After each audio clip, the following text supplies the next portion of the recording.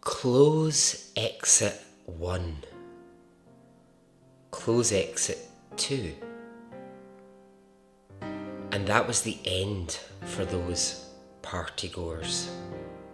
Crowds, bodies, people. Open the exits. Open them now. Collective thinking. Mass panic. Questionable police work. She's dancing. She's dancing and she won't stop. What happens when the dancing is just too much? Welcome to Extraordinary Stories Podcast.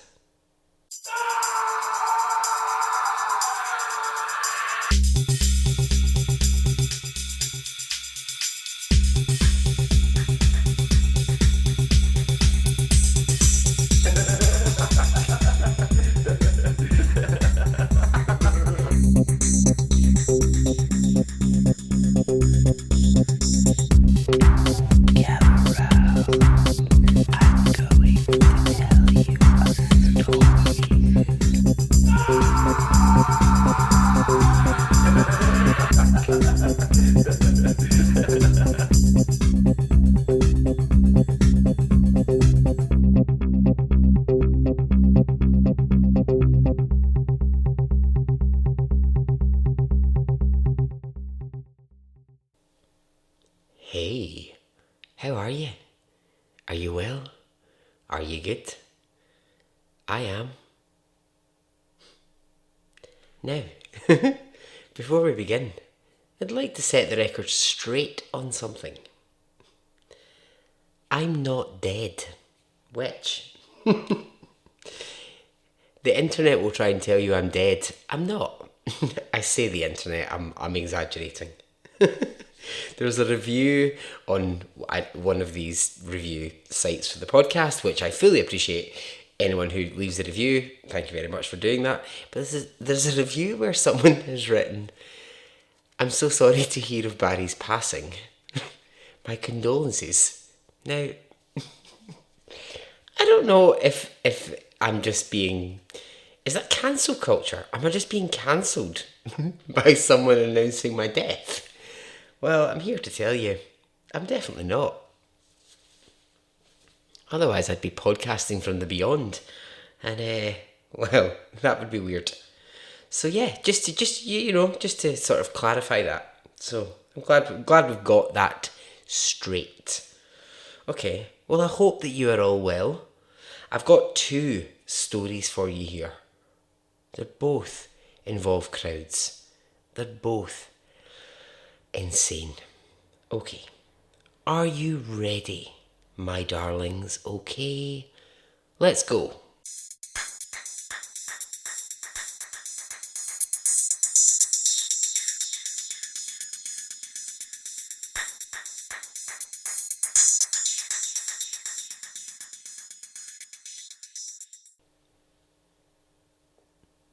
Let's start in 1989 in Berlin, Germany. Do you hear that sound? That, my friends, is techno. Oh yeah, dancing to the techno music. Good, yeah? This is me being a German, a DJ. Dun, dun, dun, dun. I think I'd have been a bloody brilliant German DJ. So, when techno music arrived in about the late 1980s, it wasn't met with a great reception at first. It seemed like it was aggressive, it was noisy, and almost immediately it was associated with underground clubs and bad behaviour. You know, it sort of got that reputation. Not for everyone, but I would say from the general public, that was maybe how it was looked at when it first arrived. Now, in 1989, that's not how Matthias Rohein and Daniela De Piccolotto looked at it, because they were, in 1989, young Germans who were massive fans of techno, and they wanted to spread this music far and wide. They wanted people to embrace it. They wanted people to feel free, to feel happy, to get up and dance when this techno music came on. So, they took to the streets of Berlin in 1989 with 150 of their techno-loving friends, and they were there to protest. So, this was the scene, okay? 150 people dancing up and down a major street in the centre of Berlin, playing techno music and handing out pancakes to people. I love that detail.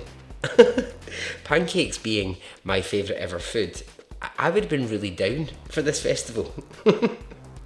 Now, the reason I'm saying it was a protest is that what they were trying to do was they were trying to say techno music isn't negative. It doesn't have to be this underground thing that people listen to in sleazy clubs and underground bars. It can be a popular style of music. And obviously, the pancakes were there to just sweeten the deal. The official motto of their protest was peace, joy, and pancakes, all set to a techno beat. Now, the two of them who'd started this, they were really hot about this music. They absolutely loved it. And this thing that they'd created with 150 people in the streets got quite a lot of attention at the time. And they said, okay, well, we'll do it next year. We'll give it an official name. We'll call it the Love Parade, and we'll see what happens. So, in 1990, when they redid it, it was massively attended. People came from all over Germany. They'd obviously heard about the pancakes. People really, really wanted to come along, dance to music, and have a big, great, fun old time. So, because it had got bigger in 1990, and they kind of knew by this point that, word has spread, this is a really popular thing, so what we better do is get a bigger sort of venue for it. They had to find somewhere in Berlin to host even more people. So there was just 150 the first year. I don't know how many people came in 1990, but I'm guessing it was a lot, because the festival would just get bigger and bigger. Now, one of the major problems with it was that because it was listed as a protest, and like I said, for them that really just meant celebration, show the haters of techno music that it was actually fun. It meant that the German government were responsible for the organisation of it. So things like the permits, the licenses, but most importantly, the clean-up. And the clean-up was huge. The day after the parade, in 1990 and in 1991 and in 1992, were a disaster. Germans were livid because there was mess everywhere. There was huge amounts of litter. There was just waste from the festival left over. Just from this one day event, a whole load of trouble was created because of everything that was left behind. So now there was a problem because the festival was growing in popularity. By about the mid-90s, 500,000 people were turning up every single year. And by now they were coming with floats, vans, stages, massive sound systems, there were food vans, camper vans, and the party was on. Now, this was great because, of course, the people who loved this music were like, once a year, I'm going to save up my money, I'm going to travel to Berlin, and I'm going to go crazy for a day at this festival. But, like I say, the mess left behind, it was left to the government to pay for the cleanup. And they wanted nothing to do with this. They wanted the people who had organised the Love Parade to take care of it. And they were saying, well, no, because we still class it as a protest. You can call it a festival. We still think it's a protest. So therefore, government, you pay for the clean-up. Let's be clear. Let's just be really honest here. The Love Parade was a balls-out party. I mean, the footage that you're probably playing in your head right now of people on party floats, half naked, having a ball, DJs on different stages, crowds of, thousands of people dancing. That's what it was. It was a proper, messy kind of party. So that's where a lot of the issue lies with it, is who's in charge of this. And then what happens is, eventually the Berlin government, in about the late 90s, they say, look, we're not just not having the hassle of this anymore. We don't want this on our doorstep. So the two organisers, what they do is they start to move it from city to city in Germany so that they can kind of get away with this again. They can move it somewhere else and it can be someone else's problem to clear up. Now, importantly, the Love Parade was always an outdoor event. It was always held in the summertime so that, they could benefit from the sunshine and the nice warm weather. In 2002, the German courts got involved and they decided to classify it as a party, not a protest. And this then made the organisers absolutely responsible for paying for the parade. Every bit of it.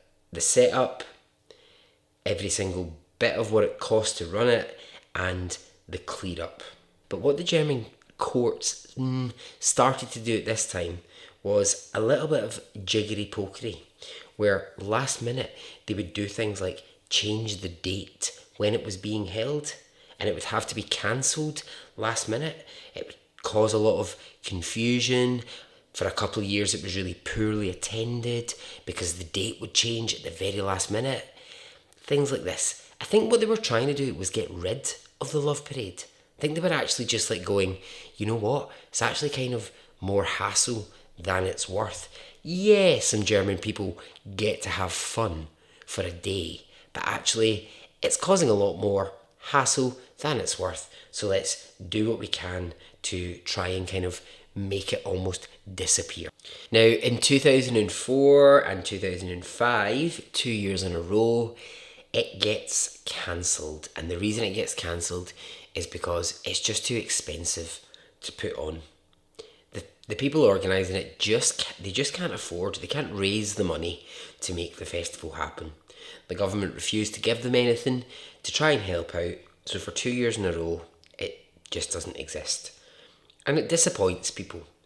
But I think it's also important to say, I was thinking this when I was researching this story, by about 2005, if I go back in my mind, would I have been born in 2005? Because I'm 21. I'm trying to work that out. Let me think. I'm not very good at maths. Oh yeah, I would have been 4 years old. That's right, I would have been 4. By this point, techno music isn't anything that's underground. It's absolutely dominating the charts. I mean, some of the world's biggest techno DJs by this point are playing things like Coachella, Glastonbury. There's European dance music festivals all over the place. So now, not to do it a disservice, but the Love Parade is just another music festival. It's a good one, and people are, coming to it, but they're not really coming to it as a form of protest. They're just going there to have fun, which is fine.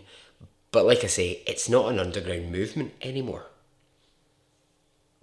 In 2009, it gets scheduled to take place in a German city called Bochum.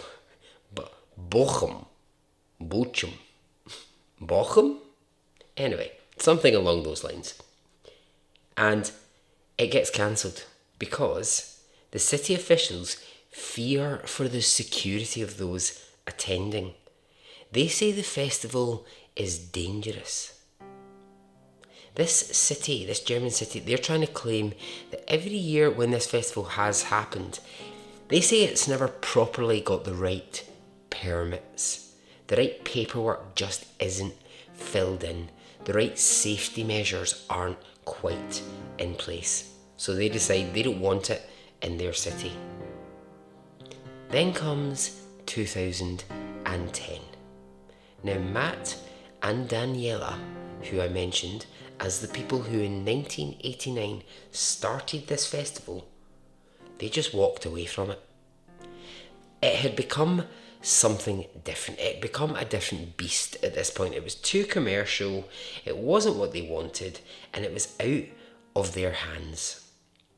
So it gets taken on, the Love Parade, by the city of Duisburg in Germany, which that year happens to be the city of culture.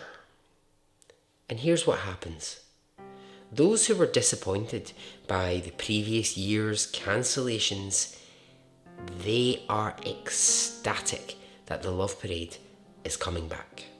A buzz and excitement begins about the return of the festival. It's in a new city, it's got this new lease of life, this new energy, and the mayor of Duisburg is talking publicly about how exciting it is to have the Love Parade be happening in this city, especially as this is the city of culture. And when he's asked, how many people do you think are going to attend, he says, perhaps 1 million. Now that would be the biggest number that had ever attended it. 1 million would be a lot to attend the Love Parade. But really, he's exaggerating. he's kind of overestimating to pump it up and make it sound good. But here's the thing. When he says these numbers, when he says, perhaps 1 million people might turn up, a panic begins. City officials in Duisburg begin to say, what if 1 million people do actually turn up to this event?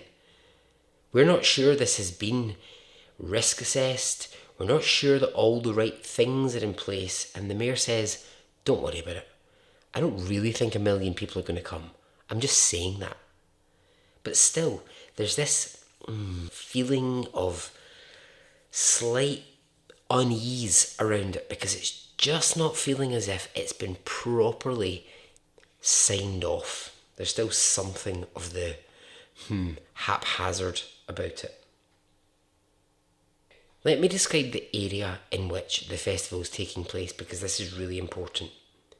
It's right in the middle of the city and it's in a disused concrete area that once used to be used for freight lorries. So it's big. I mean, this is a big piece of wasteland.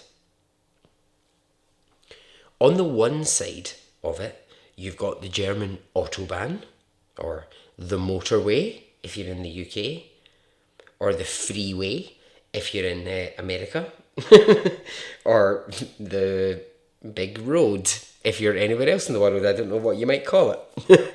On the other side is a railway, and there's trains passing all the time. Now, when you get to the site of where the festival is, it's just down below street level, and there's a walkway into it. So the walkway sort of dips down and it leads to a tunnel. You walk through the tunnel and then that's you out and you're into the area where all the DJs are, the food is the main area, basically. So when you get there, you can walk in that direction. You could walk in from the street, go through the main walkway, you just walk straight ahead, under the tunnel, and that's you. But because they were anticipating huge numbers to arrive, police decided they would also open up 2 access points at either side of the tunnel that you have to walk through. So one to the left, one to the right. Okay? So there's now 3 ways to get in to the festival, which is fine. I mean, that makes sense in terms of you don't know how many people are going to be coming and going. So they open these 3 bits and they say, okay, well, that'll keep the kind of flow of people in and out. Because, a lot of people would come at 12 o'clock. Maybe they might leave at 5 in the afternoon. A lot of people might not arrive until 3 in the afternoon and leave at 10 o'clock at night. Who knows? There'll be people coming and going. So, the festival opens at 12 in the afternoon, and it's all going well for the first few hours. Roughly 200,000 people have turned up. Good. These are good numbers. Not quite the million that the mayor has anticipated, but, still a good number of people. And for a good few hours, there are no problems with people passing in and out of these 3 exits. It's all moving along swimmingly. The DJs are playing, the music's coming from all over the place. People are having a really nice time. And it's a warm, hot summer's day. Now, as always happens at every festival, there is dehydration. There's people having too much to drink. There's drugs. There's the usual things like, people having things maybe stolen out of their bags. There's these little kind of things that happen. So there is police presence around the festival. But in general, it's all going pretty well. It's around 4 o'clock in the afternoon when things start to go a bit wrong. A fight breaks out in front of one of the DJ sets, and someone gets knocked out in that fight. Oh, don't you just hate it when you're in somewhere, a public place, and a bloody fight breaks out? It's so annoying. I mean, I love to watch it. Obviously, I love to watch it. I'm like pushing people out the way so that I can actually watch it. But it disrupts everything. It's annoying, isn't it? So because someone has been knocked out, an ambulance has had to be called. So this ambulance, the only way that it can get to the person who's been knocked out is to come down that main entrance I was talking about.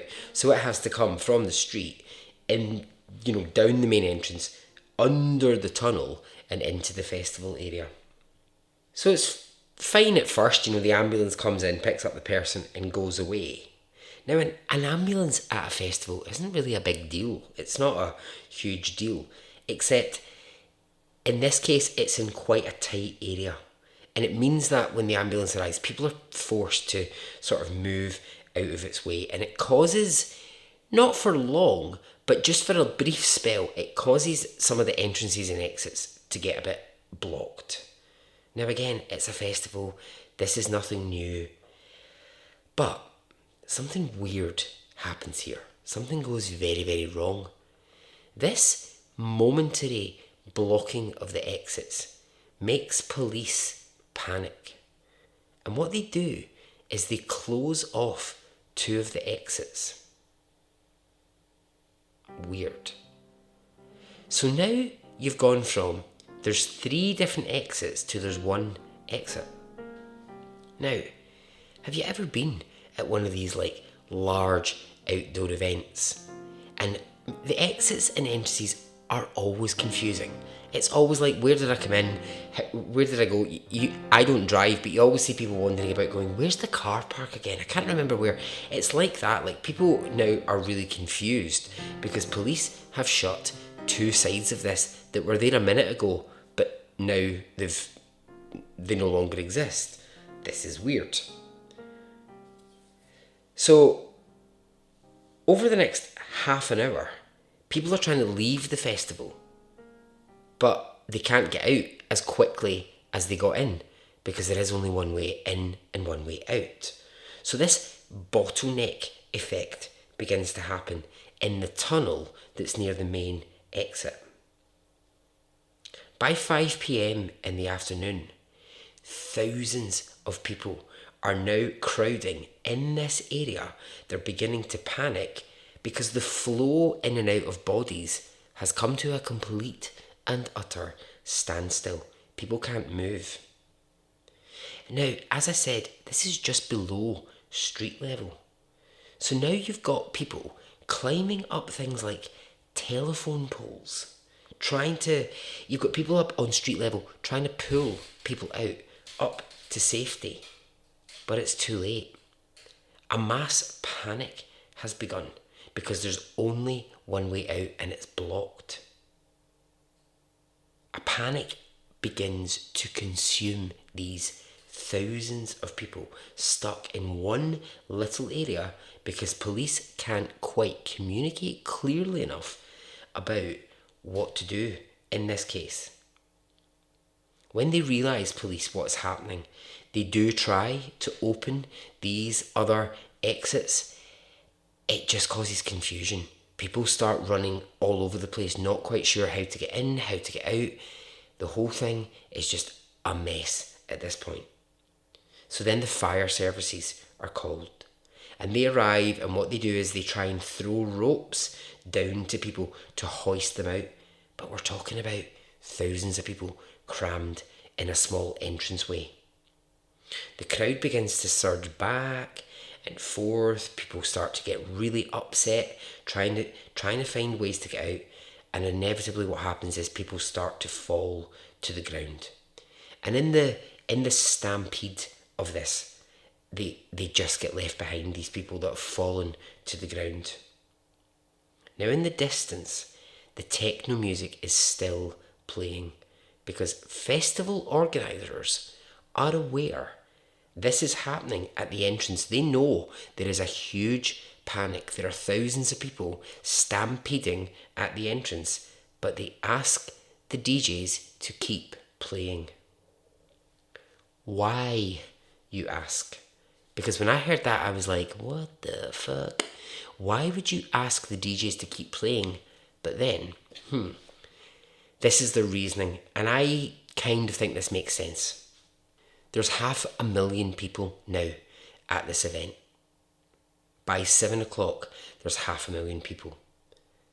If you suddenly stop the music, you've got 500,000 people trying to get out of a completely messed up exit and entry system, and the damage is going to be horrific. So the music plays on.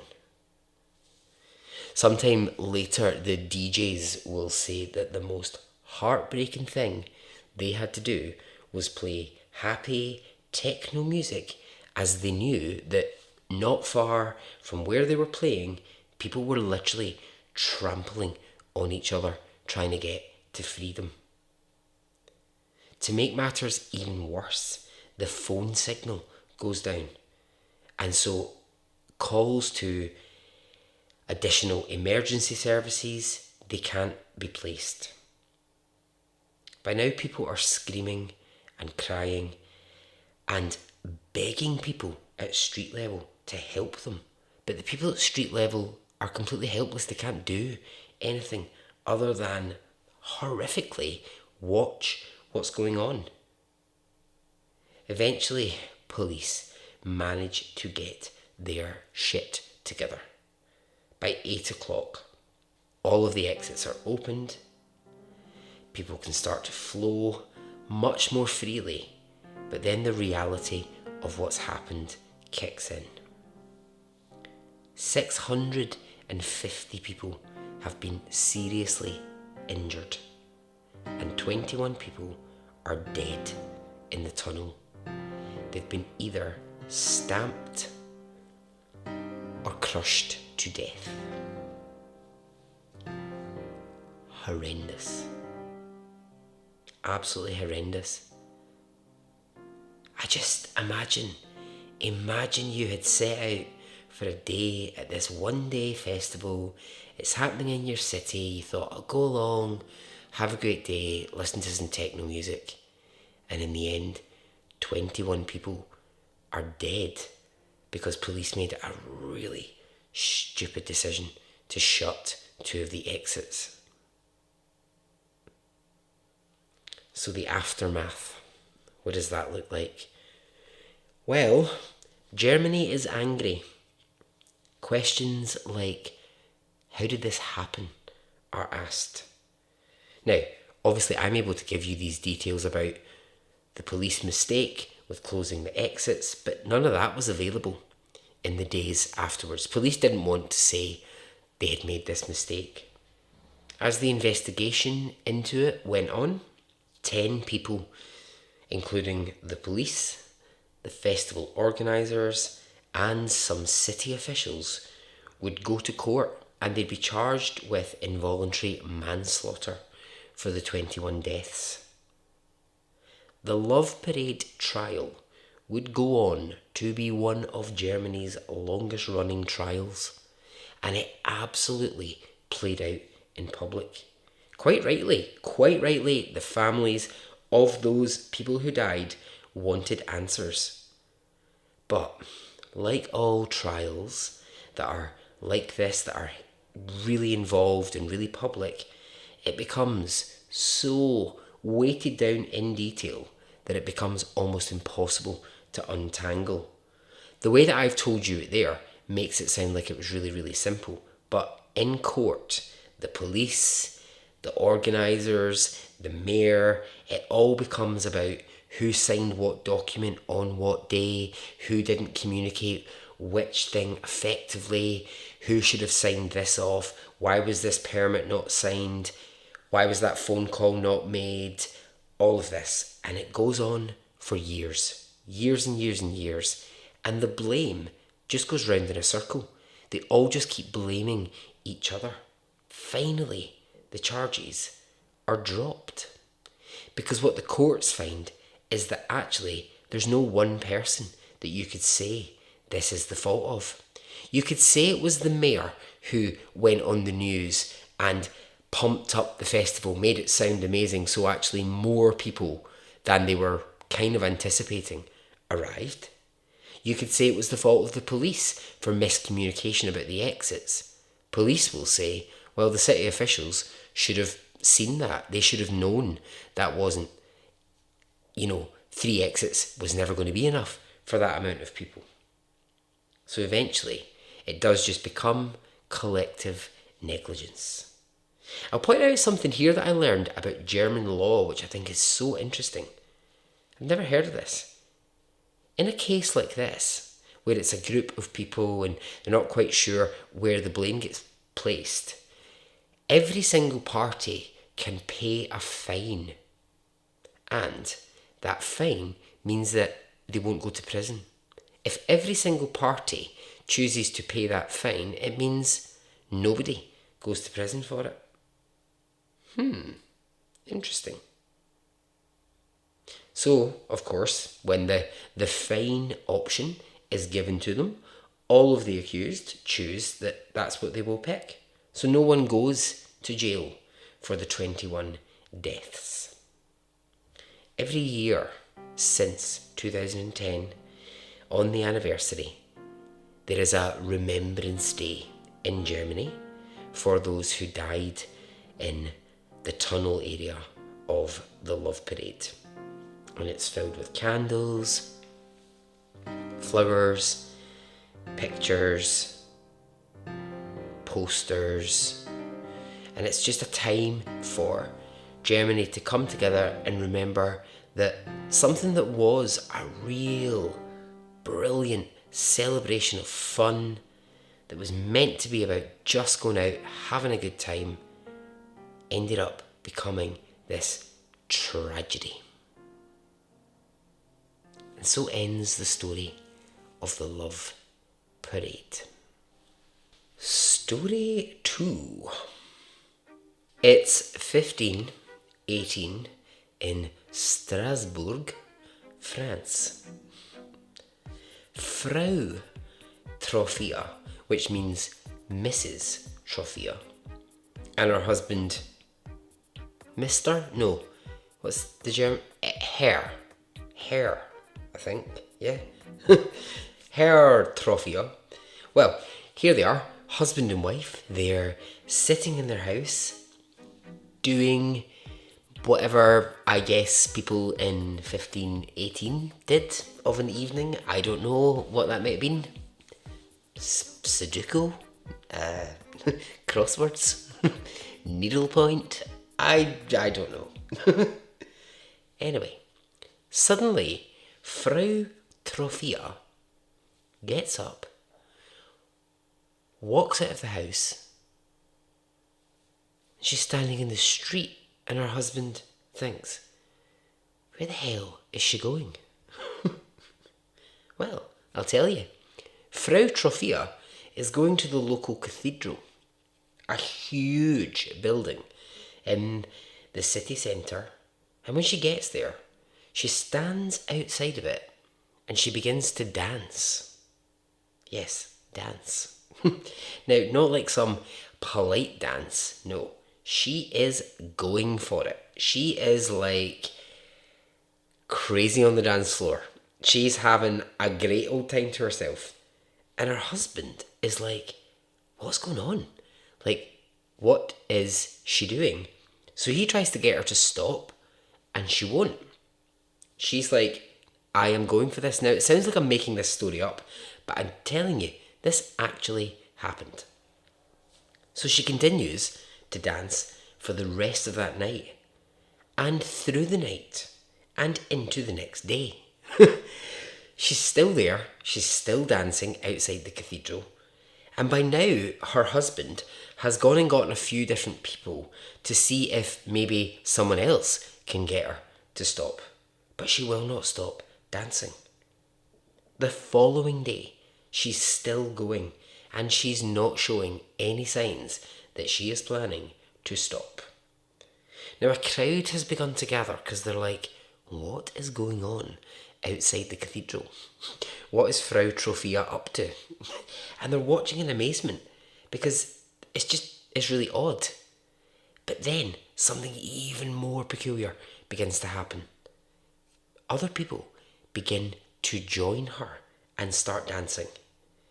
Now at first it's other women, and it's just a few to begin with. Just a handful of women dancing alongside her, all in the same manner, completely free, completely just going for it. And hour by hour, more and more females join, and the group gets bigger and bigger and bigger. So, in Strasbourg, an emergency meeting gets called in the local church, and invited to this are the Strasbourg police, the local doctor, the local clergyman, and they're all looking at each other going, what can we do? How can we stop these people from dancing? And I'm afraid to say the simple answer is nothing. They can't really do anything because the crowd just keeps getting bigger and bigger and bigger, and they are losing the battle here with trying to get people to stop. They're just not stopping. Some of the people, like I said, no longer just females, they're just, everyone and anyone is up there dancing. Some of them are starting to faint from exhaustion. But then as soon as they come around, they're straight back up on their feet and they're dancing again. Doctors are coming along and urging them to stop, saying, you will actually make yourself so incredibly ill. You will injure yourself, you will fall down, you might not get back up the next time. This does not stop people from dancing. After a week, There are 400 bodies dancing outside this cathedral. Insane. It started with one Frau Trophia, and now you've got 400 people all dancing in the same manner. Now, what I love about this story is you've got two completely different ways to look at it. On the one hand, you've got what I just talked about. The police, the church elders, the doctors panicking. They're thinking a curse has fallen and people have been possessed and they must be stopped, and they're trying to find ways to stop it. On the other side, you've got the local councillors who decide they're going to go a different way. They're going to erect a stage, get some musicians, and start playing music for them all to dance to. I love that. The councillors are like, let's make a party out of the madness. Let's just play some, I don't know what 15, 18 instruments were. The banjo, I'm pretty sure it wasn't, but let's just play a harp and we'll get them to dance. As this is going on in Strasbourg, the same thing is happening in other French towns. People literally breaking into dance and not being able to stop. It's like it's like they're all got some sort of musical theatre disease. Like in musical theatre when people just suddenly break out into dance. This is what it's like. And honestly, at this point, if you don't believe me, investigate this yourself. You'll find millions about it because this really happened. After a week, the first victim of this dancing madness dies.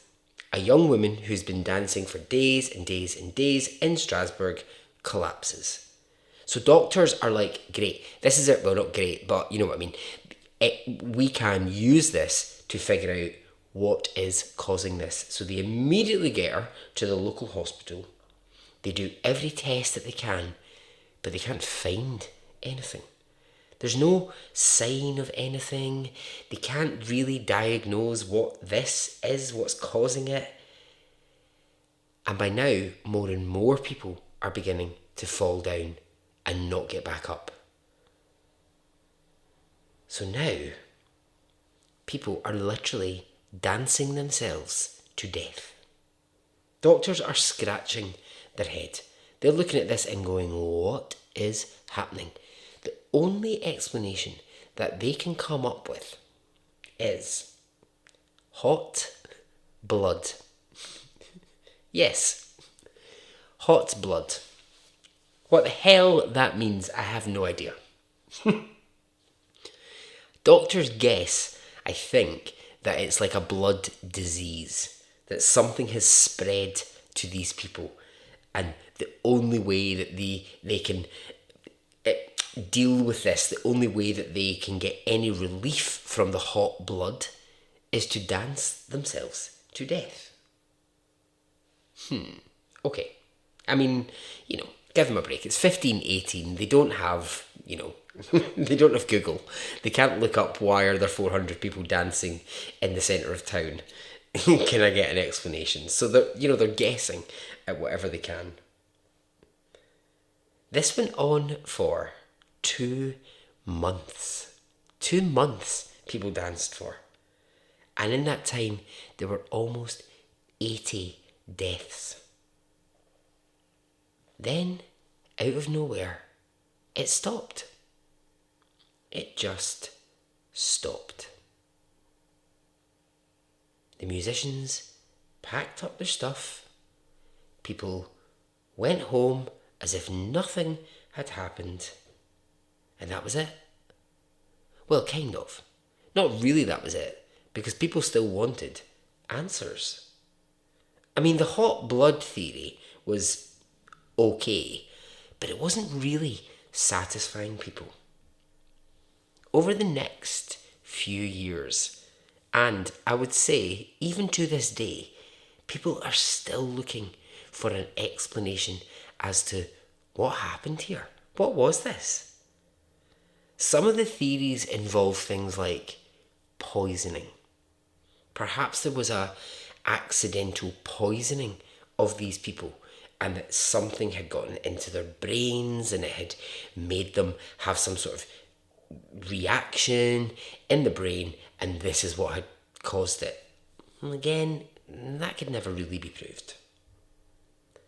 As always, when anything involves a large number of people, mass hysteria gets thrown in there as an option. Was it mass panic? Would that make people dance? Well, this is where that theory falls down. A lot of people who are experts in mass hysteria will say it's very unlikely that that's what people would do if they were hysterical. But maybe, who knows, they could be wrong. Maybe that was the reason. I mean, the hot blood and the poisoning are kind of, in a way, much easier to hold on to as an idea than the mass hysteria. No satisfactory reason for the dancing plague, as it was termed, was ever reached.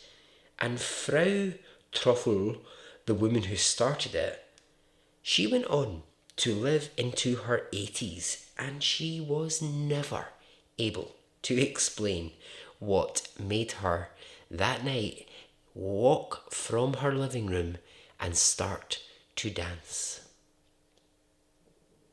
And so ends the story.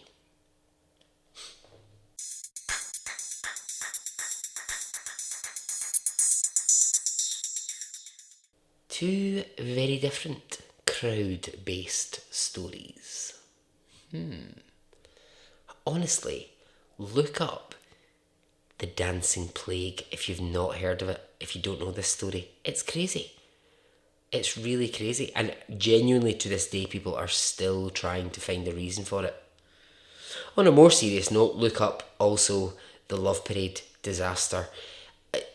Don't worry, you'll not see footage of people being crushed to death. It's not that sort of thing. But there are on, I think it was on YouTube, on whatever. If you search for it, you'll find really sort of interesting overviews of where the mistakes happened and why the exits and entrances were closed and opened, and yeah, there's sort of stuff out there about that. It's also quite nice just to actually see what the remembrance of that looks like every year in Germany, because it's really beautiful the way that the German people come out and try to sort of mark the anniversary of those horrendous deaths. So, I mean, I guess really to sum up, what we've learned in this episode is that, crowds are pretty crazy places, and I'm not dead. So I think that's what we've learned. and I hope you're happy with your learning in this episode, because that's what I set out to do, to teach you something in every episode. I don't know what I'm talking about anymore. I've lost the plot. So I'm just going to leave it there. And I'm going to say it was lovely to speak to you. As always, get in touch. Speak to me. Talk to me. And I'll see you soon. Okay? Goodbye.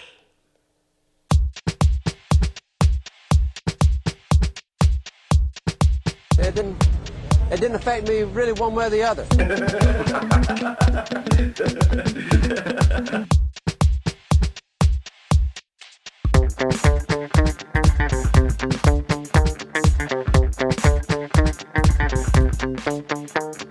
I would imagine from the look on his face.